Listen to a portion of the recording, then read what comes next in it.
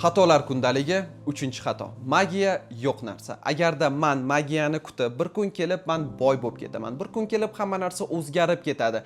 Bir kun kelib o'sha narsa bo'ladi deb yashaydigan bo'lsam, men hech qachon muvaffaqiyatli inson bo'lmasligimga amin bo'ldim. Hozir tushuntirib beraman. Yoshligimizdan beri har bitta insonda o'zini orzusi bo'lsa kerak, shu qatori menda ham bo'lgan. O'zimga shu gapni yetardim. Abdulaziz 10 yoshlik paytimda 25 yoshga to'lib, sen millioner bo'lasan. Oddiy millioner emas, multimillioner bo'lasan. Shotingda 10 million dollar bo'ladi, o'zingda Lamborghini bo'ladi. Endi yosh bolaning orzusi bunga ayib yo'q. Lekin даже yosh kattagan sari ham odam tushunib yetadiki, to'shto, yo'q bu narsaga bo'ladi. Lekin shu yoshga yaqin qolganingizdan keyin tushunasizki, to'xta bu orzu yo'q ekan, bo'ldi. Imенно bir kun kelib shu narsa sodir bo'ladi. Noto'g'ri tushunmanglar. Optimist bo'lish bu yaxshi narsa. Bizning dinimizda ham optimizm encourage qilingan.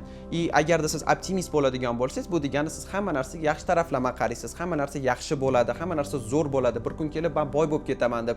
Lekin bir xil payti narsalarga siz realist sifatida qarashingiz kerak. Ya'ni ilojisi yo'q. Bir yil ichida siz agarda hozirgi paytda qanaqadir bilimingiz bo'lmasa yoki qanaqadir narsada opitingiz bo'lmaydigan bo'lsa, srazu kelib 2 million dollar bir yil ichida pul topib tashlashingiz. To'g'ri, bir xil insonlar, ilojisi bor, lotereya yutib olsangchi. Lekin unaqa magiya yo'q narsa. Men bitta YouTube'ga videoga ko'zim tushib qoldi. Bitta 35 yoshli aka o'zini hayotini aytib beryapti. Men hali ham shu magiyani kutib yashayapman deb. Aytayotganida men shu narsani o'zimga tushundimki, o'zim bilan srazu solishtirishni boshladim. Qanaqasiga dedim, bu odam 35 ga kirib, значит bu odamda ham xayolida shu narsa bo'lganki, ya'ni harakat qilgan, bo'ldi, to'xta, srazu optimizm sifatida o'ylashga harakat qilgan. Yo, to'xta, ertaga shu narsani qilaman. Buni ishlarini ertangi kunga qoldirgan. Nimadir qilish kerak bo'ladigan bo'lsa, u narsani qilmagan, o'zini rivojlantirmagan, o'zini biznesini ustidan ishlamagan va shunaqa qilib ko'p xatolar qilganki, shunaqa qilib hozir 35 yoshda bo'lgan taqdirda ham yo'q, u odam give up qilmayapti, ya'ni tashab ketmayapti, u orzusini tashamayapti. Lekin aytmoqchiki, 35 yoshga kirib men hali ham magiyani kutib yashayapman deyapti.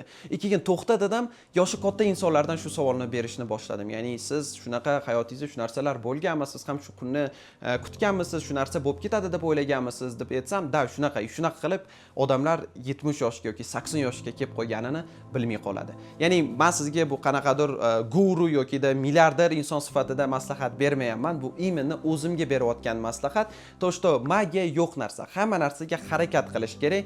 Ishlayapmiz, o'zimizni rivojlantiryapmiz, rezultat bo'lmayaptimi, davom etaverish kerak. Xuddi shunaqa ishlash kerak, harakat qilish kerak, o'zini rivojlantirish kerak, rezultat yo'qmi, yana davom etish kerak. Lekin agarda shu narsani qivorsa, xato bo'verib, uje bir kun kelib, mana shunda ham bu magiya emas uje. Bir kun kelib shu bo'lgan natijamiz bizga magiyadek ko'rinadi.